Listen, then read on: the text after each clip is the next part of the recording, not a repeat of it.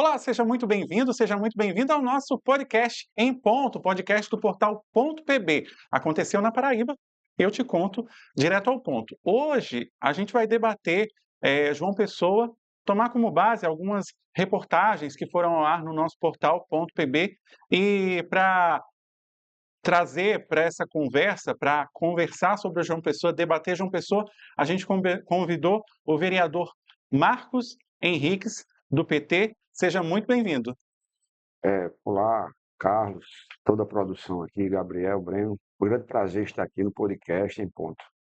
Muito obrigado por aceitar o nosso convite. E já para começar o nosso bate-papo, para introduzir, né, para a galera que está nos assistindo, hoje qual é o papel que o vereador Marcos Henrique desempenha na Câmara de João Pessoa? Tem algumas bandeiras que nós levamos com muita prioridade no nosso mandato. São quatro bandeiras que norteiam o nosso mandato. Primeiro, a questão da cultura. A gente tem uma visão muito horizontal da cultura.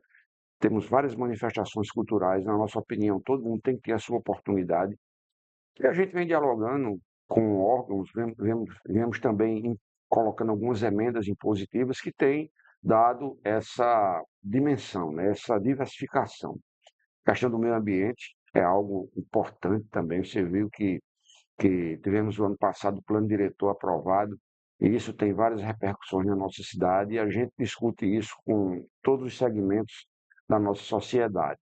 E não podia deixar de ser diferente a questão da educação e saúde, né? Porque o vereador ele precisa fiscalizar, né? Por exemplo, a educação, como é que está a educação? E eu tive essa semana uma, uma, uma publicação minha falando sobre superlotação das salas de aula.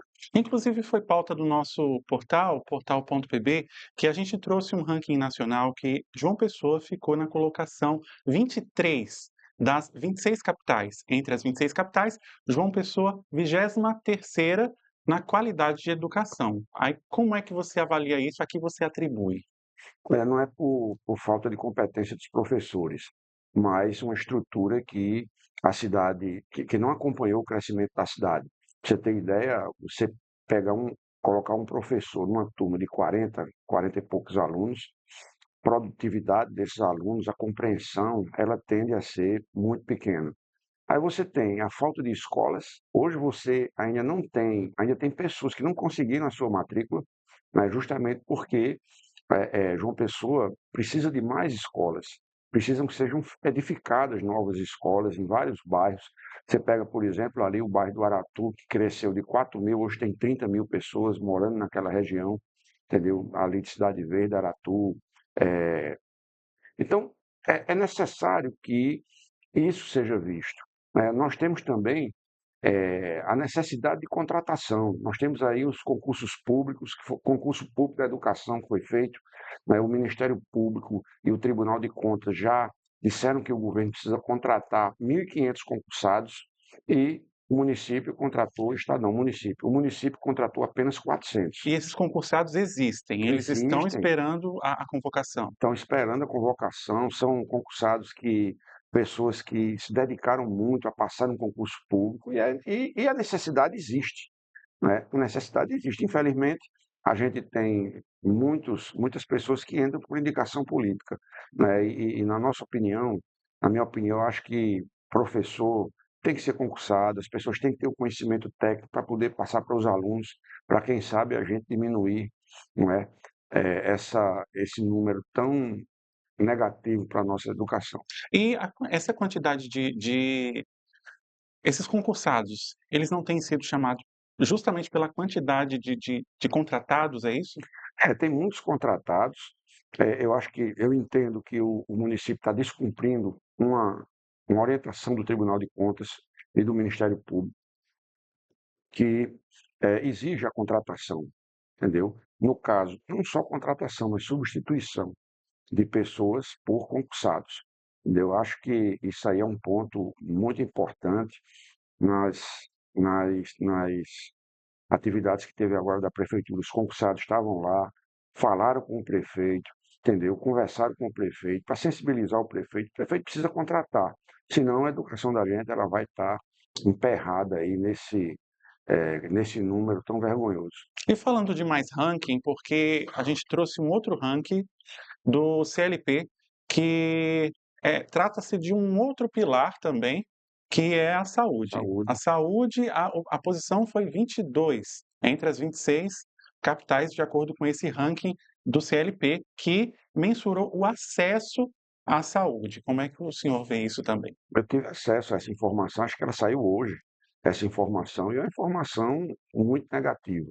É uma informação que você percebe a veracidade dela quando você vai à unidade de saúde da família, quando você vai a um hospital, quando você tenta marcar uma consulta e você não consegue, os especialistas eles estão muito distantes da população. Tem gente que espera 1 ano, 2 anos, tem gente que morre e não consegue fazer a consulta, não tem um número adequado de médicos, né, especialistas, né, das suas especialidades.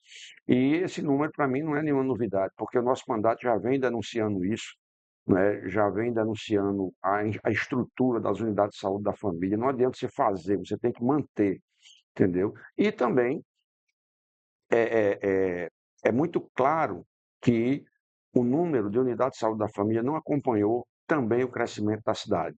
Nesses últimos 5 anos, nesses últimos anos, né, a gente está vendo uma estagnação, entendeu? Enquanto o prefeito anterior ele conseguiu construir várias escolas, mais de 18 unidades de saúde da família, entendeu? Em 2 UPAs, entendeu? O próprio prefeito prometeu construir mais 2 UPAs e a gente não vê isso, porque, repito, o crescimento, as unidades de saúde da família, as unidades de pronto atendimento não estão acompanhando o crescimento da cidade. Isso é muito ruim, porque acaba dando um serviço de péssima qualidade e isso está retratado nessa pesquisa que você acabou de falar. E o gargalo nisso tudo está ali naquelas regiões mais periféricas, aquelas regiões onde, porque hoje a gente tem Mangabeira, Valentina, que a gente chama de Valentina, mas ali pega toda aquela região de Gramame também, Gramame, ali, Mussumargo, Parque do Sol, Novo Milênio, Cidade Maravilhosa, Colinas do Sul, tem uma grande população ali, né, É onde a cidade mais cresceu, é naquela área, uhum. né? Muita gente construindo pelo programa Minha Casa Minha Vida, está super habitado ali e creche, escola e unidade de saúde da família é uma grande deficiência que nós temos aqui na nossa cidade. A última vez que foi construído creche aqui foi com o programa da presidente Dilma, o Brasil Carinhoso, né, que construiu algumas creches, mas de lá para cá a gente não tem percebido a, a edificação de novos equipamentos importantes, como creche, como unidade de saúde de família, UPA, entendeu? Escolas, então. Então, é importante que a gente tenha esse pensamento, que a gente possa cobrar. Eu, como oposição, Carlos, eu não sou um opositor que sai fazendo crítica sem fundamento, Oposição pela né, oposição. oposição pela oposição, tenho muita responsabilidade do que eu falo, entendeu? Eu falo de maneira muito fraterna, entendeu? Quando eu digo, olha, é importante que vocês possam contratar mais médicos, eu disse isso ao prefeito, disse isso ao vice-prefeito, entendeu? Porque a população está desassistida. Não, a gente vai comprar, a gente vai fazer, a gente vai contratar, mas a gente vê isso acontecer. Enquanto isso, a população ela é penalizada, passando meses, até anos, sem ter o seu pleito médico atendido. E até fila para matricular, né, assim, tipo, a dificuldade da matrícula. Exatamente. A dificuldade da matrícula se dá principalmente porque não tem vaga para todo mundo. Uhum. Não tem números suficientes, salas de aula suficientes, né? E as que já têm, já estão abarrotadas de gente, de crianças. São 40 crianças, é muita criança, é muita gente para um professor poder ter a atenção dessas 40 crianças. Isso aí está provado que não é producente, né, para a Uhum. criança. Por isso que esses números eles são tão negativos. Além desses destaques, o nosso portal trouxe também muito em relação à Zona Azul, né, que está sendo um outro gargalo na cidade.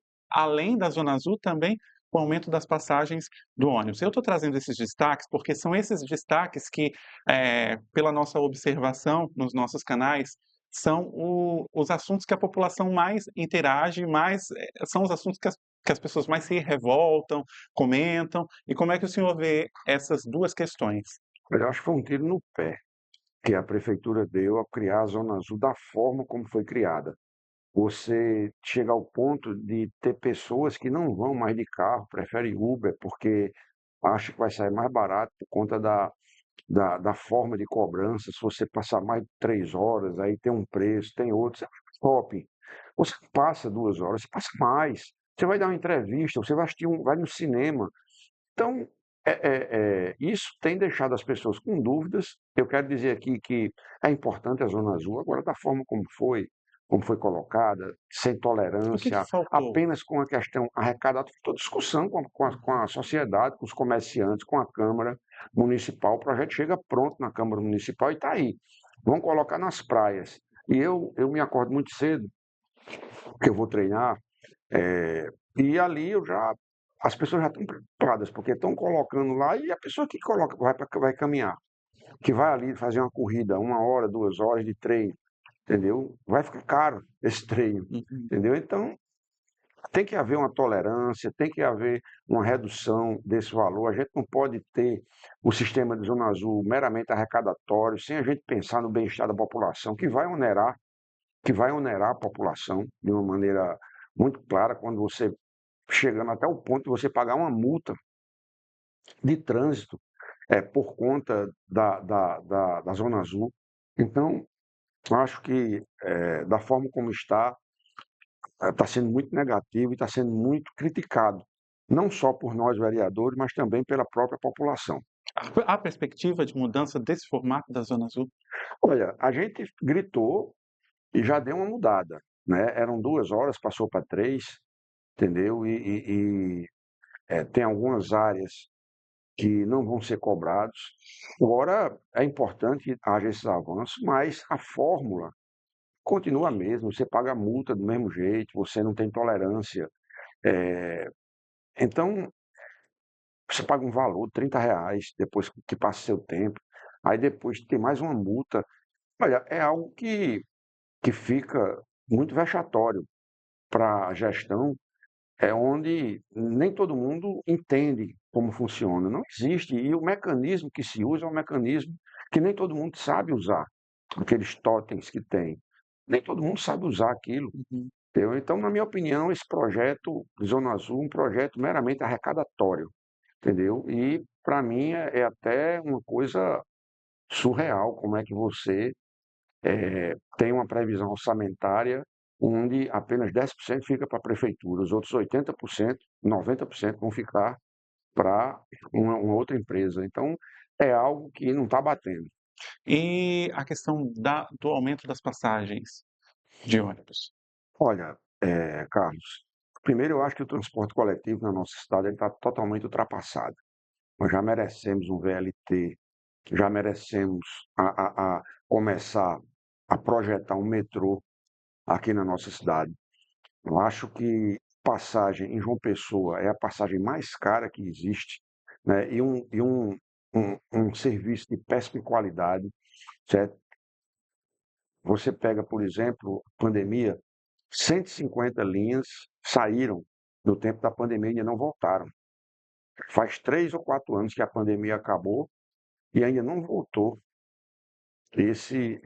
essas linhas. Tem bairros que estão isolados ali. Você tem um ônibus de manhã saindo e outro de tarde chegando, entendeu? Então, eu já fiz essa crítica à CEMOB, ao vereador Marcílio, que hoje é secretário, já fiz essa crítica em vários fóruns, na tribuna, entendeu? Mas não tem jeito, parece que existe uma complacência muito grande com o sistema de transporte coletivo e a gestão, entendeu? E eu, inclusive, recebendo incentivos fiscais, né? Eles recebem redução no ISS, entendeu? Uhum. Então, ao invés da passagem diminuir, a passagem aumenta, entendeu? É algo contraditório, entendeu? Você recebe incentivos fiscais, retira linhas que são importantes para o fluxo de pessoas na cidade e ainda por cima recebe incentivo fiscal. Então, esse transporte coletivo da nossa cidade, ele precisa melhorar e muito, entendeu? E só melhora quando a gente modernizar, porque solução todo mundo sabe, é você deixar o carro em casa, porque aí vai diminuir o trânsito, vai fluir melhor. Agora, como é que você vai deixar o carro em casa com esse sistema de transporte coletivo? Eu deixaria isso fosse em Recife, em Salvador, em Fortaleza, em Natal, porque tem o metrô, que tem hora para sair e hora para chegar, e é rápido. Então, é isso que a cidade de João Pessoa está precisando. Nós estamos chegando perto de 1 milhão de pessoas. Uhum. E E agora, no verão, tem mais do que isso. sim, porque tem os Os turistas, turistas, o pessoal que visita a cidade. E uma outra coisa que eu queria tratar aqui é a questão de a bancada de oposição deu uma aumentada, né, e vendo entrevistas recentes, até foi destaque no nosso portal.pb, a questão de um dos vereadores, o vereador Milanês, chegou a tocar num assunto, acerca da possibilidade de uma CPI, e vieram alguns temas, inclusive a Inovatec, CPI da Inovatec. O senhor tem algo a dizer sobre essa questão? olha, a CPI ela tem um objetivo, é investigar. Uhum, A Inovatec, ela é ampla, ela faz coisas que não é só tecnologia, ela atua em várias áreas e a gente precisa entender.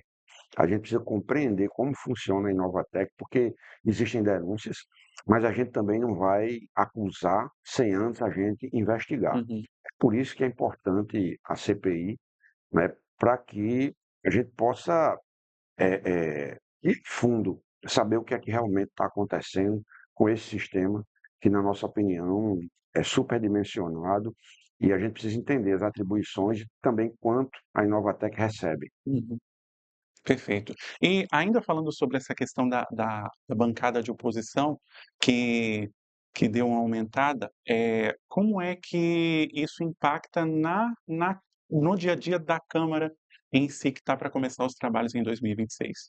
Olha, Carlos, o primeiro mandato de Cícero Lucena só tinha um vereador de oposição, que era eu. Este que vos fala. A esse que vos falo. Passei 3 anos e meio como único vereador. No final, entrou o vereador Milanês e o vereador Coronel Sobreira, primeiro mandato. Agora, a gente, com essa reconfiguração política, desse rompimento de João Azevedo e Cícero Lucena, aí aqueles vereadores que eram da base de Cícero e eram dos partidos que compõem a coligação de Lucas Ribeiro, eles foram puxados para a oposição, entendeu? Então, hoje você já tem muita gente, o pessoal que era da gestão, Zezinho do Botafogo, né? Aí a bancada do PSB, ela está bastante focada, com exceção de Odon, que Odon ele vai continuar com o prefeito, Uhum, né? Mas você tem o Guga Pet, você tem os outros, a Tarcísio Jardim, né?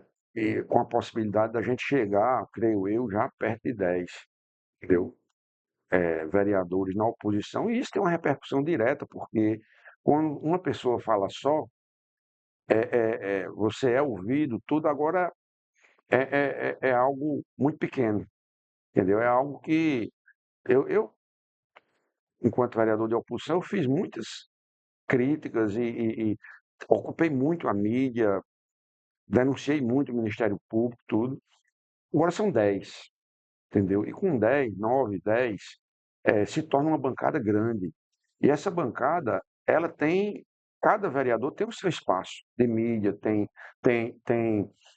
as pessoas que são incorporadas nos gabinetes, né, as assessorias, entendeu? São 10 assessorias de imprensa, são eh, 10 cabeças pensantes, entendeu? São 10 pessoas que trazem informação para dentro. E a gente tem feito isso, entendeu? Com muita tranquilidade, se reunindo sistematicamente, definindo as ações. E eu acho que é importante. Qualquer gestão, Carlos, é importante que tenha oposição.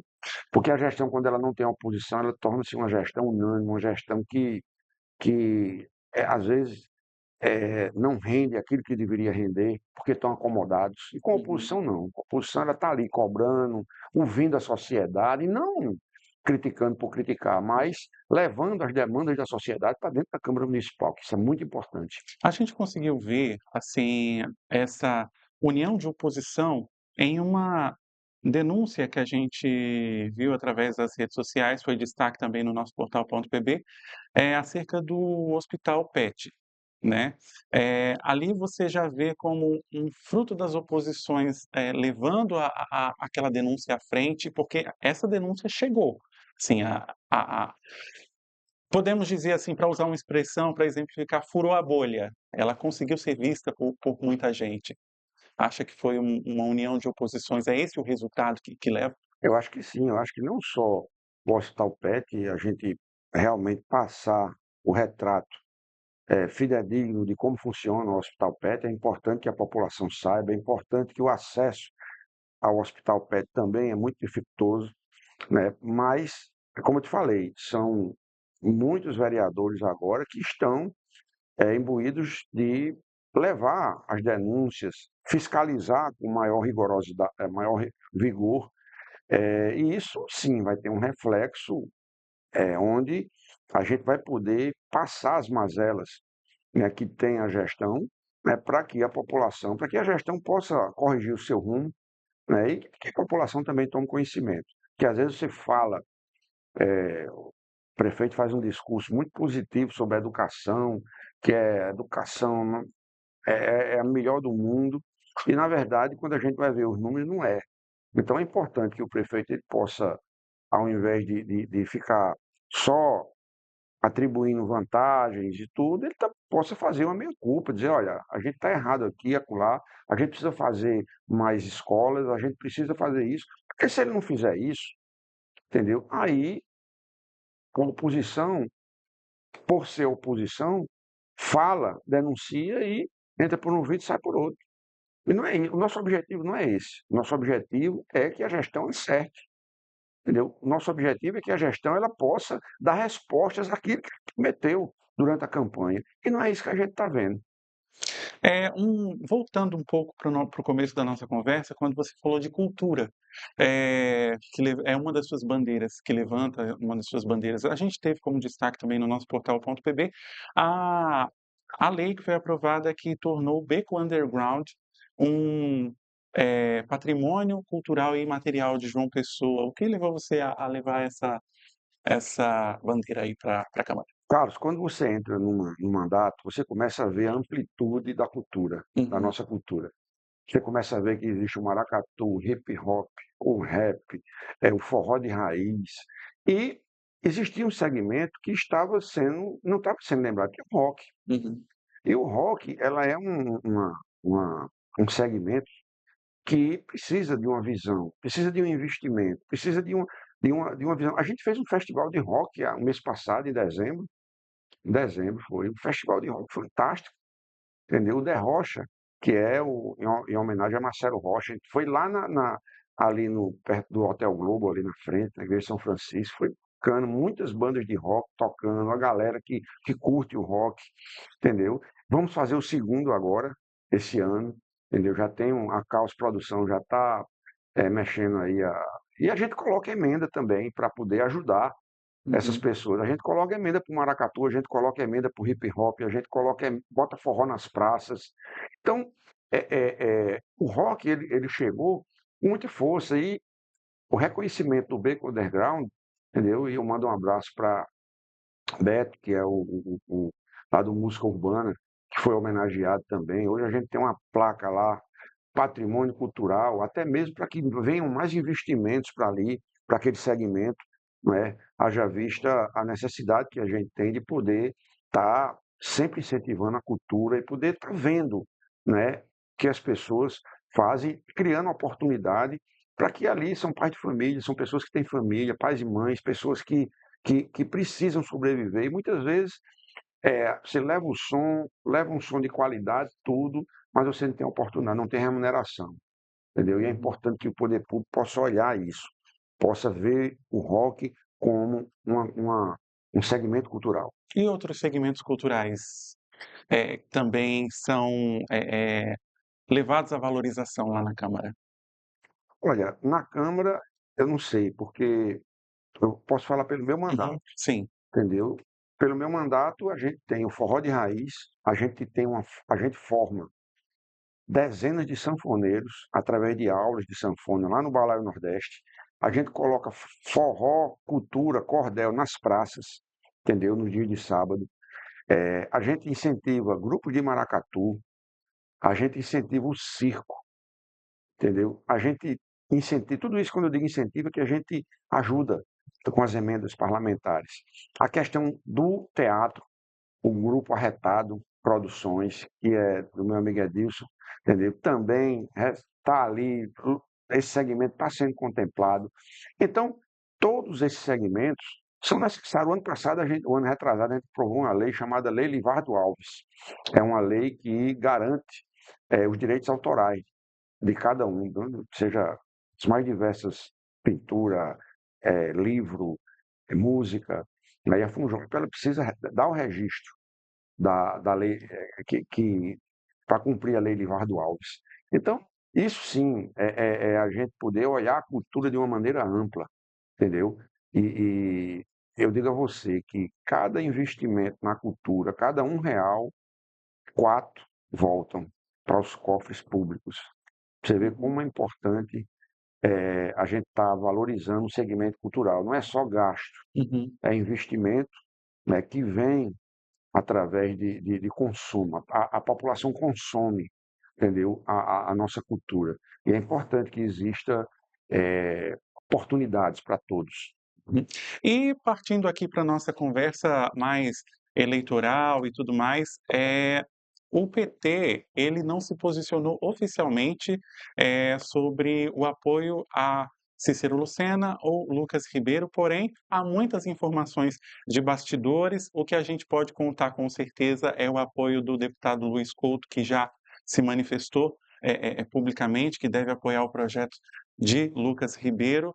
E existe, assim, fazendo parte do PT, existe uma projeção para quando o PT vai anunciar isso?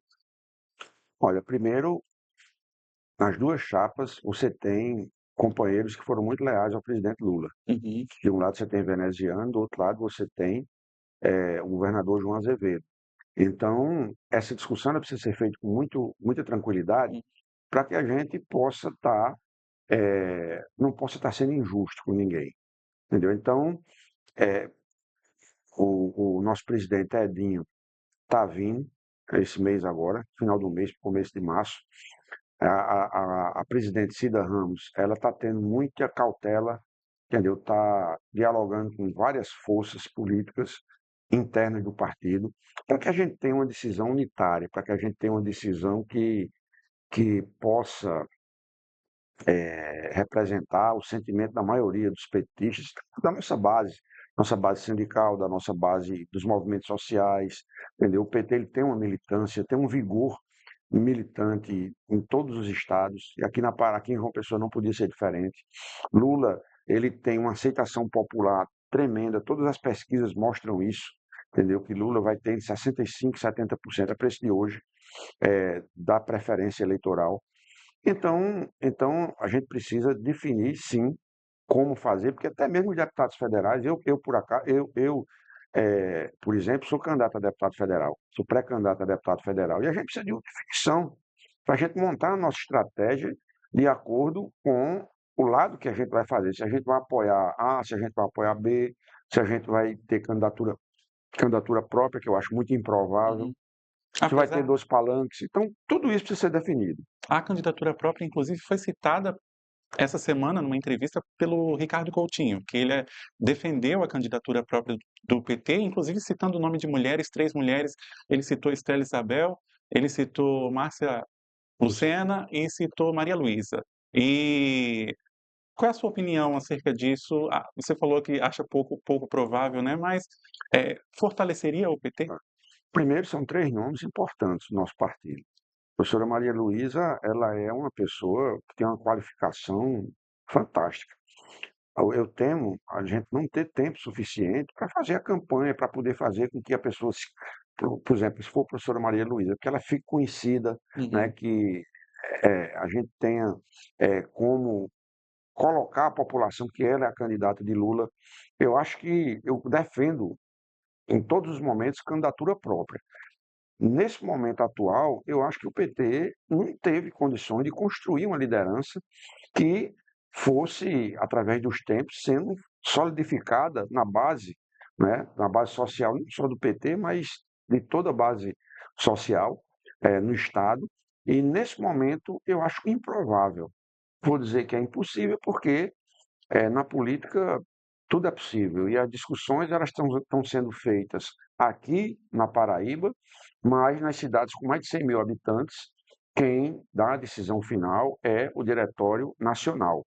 E Edinho ele tem sido muito justo com a presidente Cida, tem conversado com ela, tem dito que quer ter a decisão conjunta com o Diretório Regional, e é isso que a gente está tentando construir. Inclusive, vai ter um evento agora no começo de fevereiro em Salvador, É o né? aniversário do PT, né? Uhum. Aniversário do PT e é um momento de juntar a militância.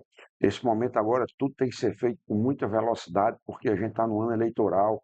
Precisamos aquecer, precisamos mostrar à sociedade o que é o governo Lula, os benefícios que ele tem trazido para a população brasileira e até mesmo comparar o que éramos no governo Bolsonaro, não é? E o que somos hoje, entendeu? Em termos de investimento social, o que para eles é gasto, para nós é investimento social. Sabe o que é gasto? Eu acho. É você conceder 860 bilhões de isenções fiscais, entendeu? Às vezes até segmentos que não precisam. Enquanto que se você pegar 10% desse valor que se gasta com isenção fiscal, 10% desse valor você consegue botar tarifa zero no Brasil todo para transporte coletivo. O povo andar de graça e ter o dinheiro para comprar seus alimentos, tudo. Para investir em cultura. Você investir em cultura, tudo. Para você ter ideia Sim. das prioridades que tem o governo, então, o cara da direita, que eu digo a você, para votar na extrema-direita, são três tipos de pessoas. Né? Primeiro, uma pessoa fanática, religiosa. Essas pessoas não votam na esquerda, entendeu? Segundo, a pessoa que não tem consciência de classe. Não tem consciência de classe. Terceiro, as pessoas que são ricas e milionárias. Essas pessoas votam no PT, certo? Não votam porque nós defendemos coletivo, nós defendemos que os recursos do nosso país sejam divididos de maneira equânime para todos, entendeu? E você pega esses três segmentos, entendeu? Logicamente que pertence à extrema direita e muitos do centrão da direita, mas a gente espera que as pessoas reconheçam a luta que o PT fez.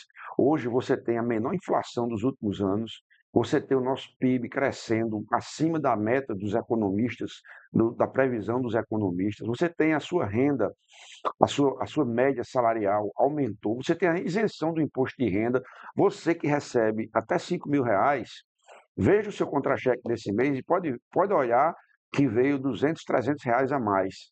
Sabe por quê? Porque você não paga mais imposto de renda. Quem está pagando é aqueles que estão no andar de cima, que houve essa mudança. Então, é o emprego, Carlos, o emprego, você hoje tem opções de trabalho que antes você não tinha.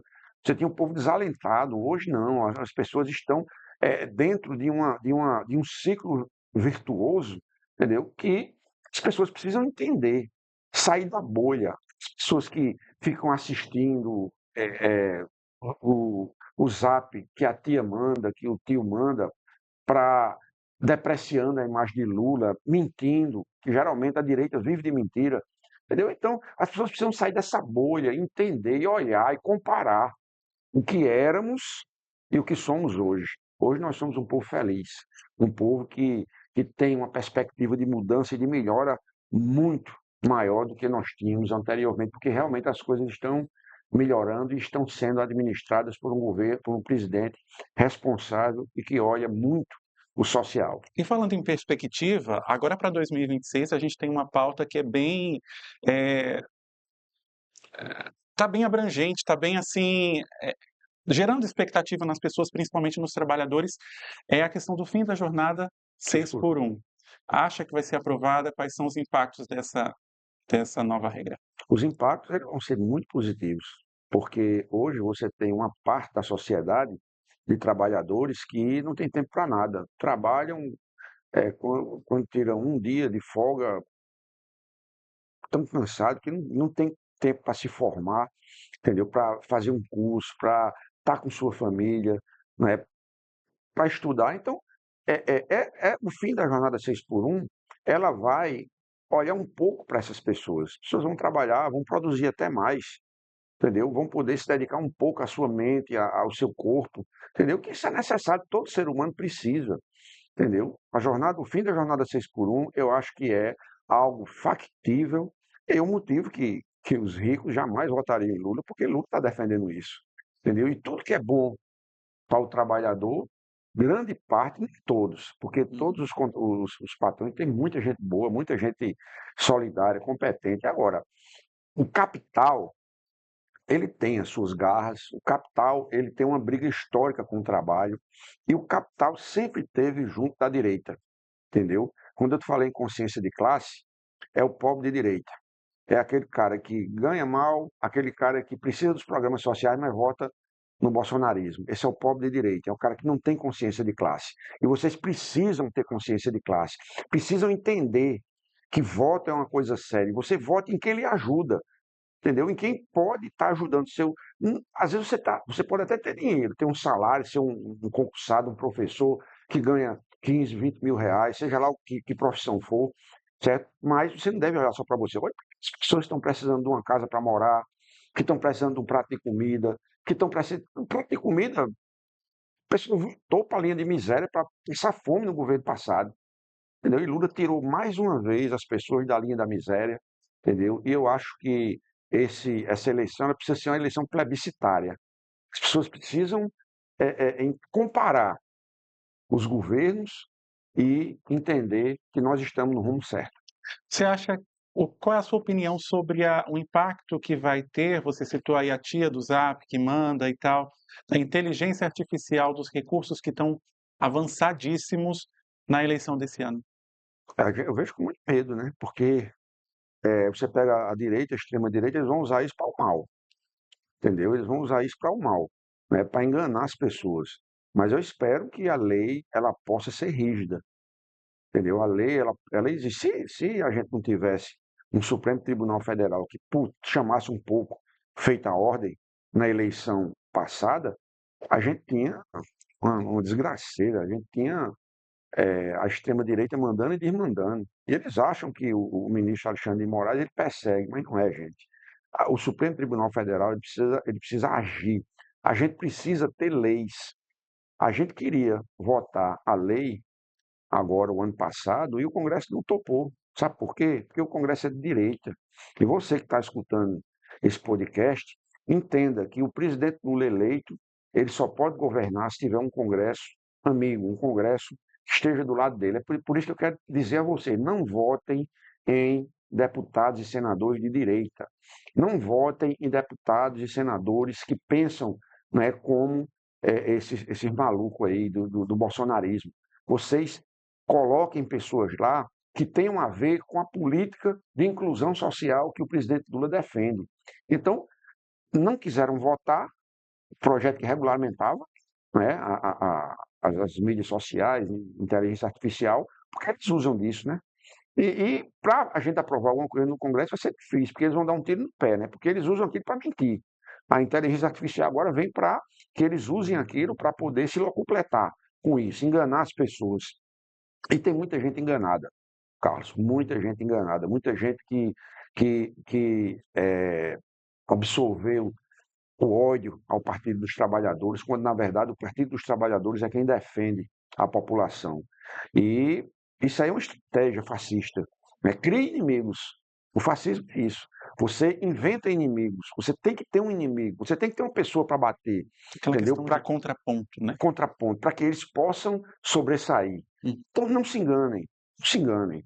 Nós teremos na inteligência artificial algo muito negativo e logicamente que a justiça ela precisa não ter tolerância para esse tipo de coisa.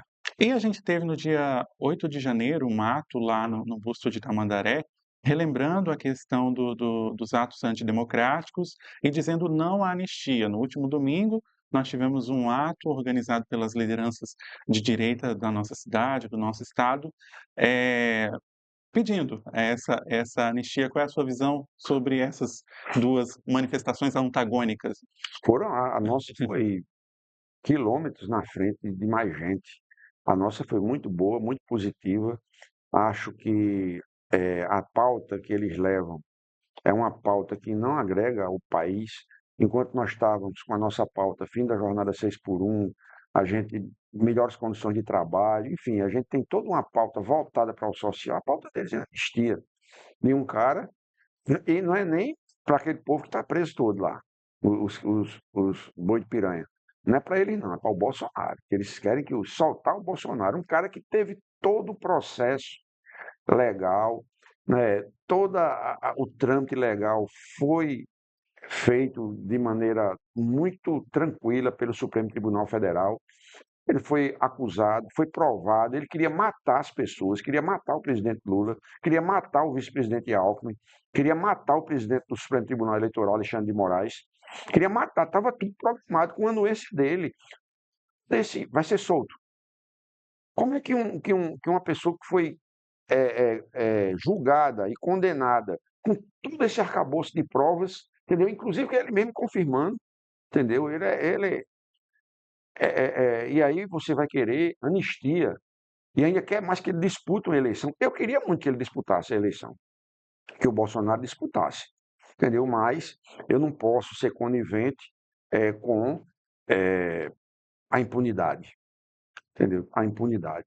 E a anistia para Bolsonaro, ela tem uma simbologia muito forte, né, que é a impunidade, entendeu? Que é a desmoralização dos poderes constituídos. Bolsonaro não reconhece o Supremo Tribunal Federal, tudo que ele falou do Supremo Tribunal, do Congresso. Então, a gente passou por um pesadelo, que foi o governo Bolsonaro. Foi um pesadelo, não respeitava nada, entendeu? Fazia as coisas. E agora quer permanecer indicando um da sua linhagem para ser o candidato a presidente da República, o Flávio Bolsonaro. Então, é muita arrogância, é muita soberba de você achar que vai enganar o povo pela segunda vez.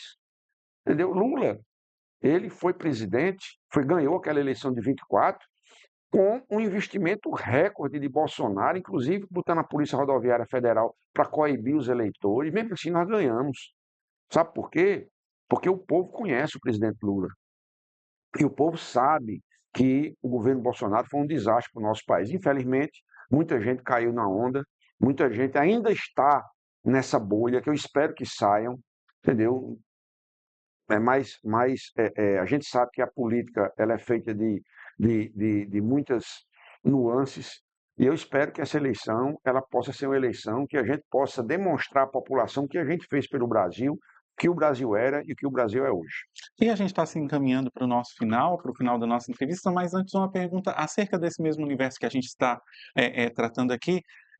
A gente teve o projeto da dosimetria, inclusive com votos de paraibanos a favor. Qual é a sua visão sobre isso? A minha visão é que os paraibanos que votaram nessa dosimetria são paraibanos que não estão antenados com a sociedade, porque 65% da sociedade acham que foi justo a penalidade, entendeu? E por que é que você vai abrir esse precedente? O Supremo Tribunal Federal, que é a última instância, dá o seu veredito final, aí o Congresso Nacional quer destruir aquilo que o Supremo Tribunal Federal rechaçou, fez. Então, é um desserviço à população, um desserviço aos poderes constituídos, e as pessoas que erraram precisam pagar pelos seus erros, entendeu? Eu acho até que tem muita gente ali presa que foi na influência desses coronéis aí, que estão presos também, e até mesmo do Bolsonaro, mas erraram. Quando invadiram, quando quebraram, quando depreciaram, entendeu? Isso aí tem que haver, são infiltrados. Como a vereadora, tem uma vereadora lá na Câmara que disse que quem fez aquilo foi os infiltrados do PT. Ora, aí é forçar, né? É subestimar demais a inteligência das pessoas. Ali foi um ato de, de depredação, foi um ato de vandalismo, foi uma afronta à Constituição, foi uma afronta a, ao Supremo Tribunal Federal, aos poderes constituídos, e aqueles que erraram precisam pagar, né? Para que novos casos como esse não aconteçam mais. Se você não tiver algo exemplar, você vai ter a repetição disso cada vez mais. E não é isso que a gente quer. A gente está na democracia. E democracia ganha no voto. Como diz a música Unidos de Niterói, uma música que vai homenagear o presidente Lula. Tem um refrão que fala assim: lute para vencer, aceite se perder, mas se o ideal é bom, sempre tente mais, sempre tente mais. Entendeu? Então, a gente precisa, é isso que o presidente Lula representa para nós, é justamente isso. Lute para vencer, aceite se perder. Se o ideal é bom, nunca desista. É uma letra fantástica que eu sugiro que todo mundo assista o desfile da Unidos de Niterói. Vai ser no domingo, vai ser a primeira escola de samba a desfilar, homenageando o nosso presidente. A letra está fantástica. Vereador Marcos Henriques, muito obrigado por aceitar o convite para esse nosso bate-papo. Considerações finais? Eu que agradeço, Carlos, a você, a toda a sua equipe pelo convite. Me sinto muito honrado de estar aqui no podcast Em Ponto. E sempre que você me convidar, estarei aqui para a gente discutir, para a gente debater os assuntos da nossa cidade e do nosso estado. E também do nosso país, né? Sim, sim, com certeza. Muito E um obrigado. abraço a todo mundo que nos acompanhou. Agradeço a você que ficou com a gente até aqui, acompanhou o nosso bate-papo e não esquece, quer ficar bem informado, acompanhe o nosso portal .pb.com.br. Aconteceu na Paraíba, no Brasil, no mundo? Eu te conto, direto ao ponto. Até a próxima, tchau, tchau.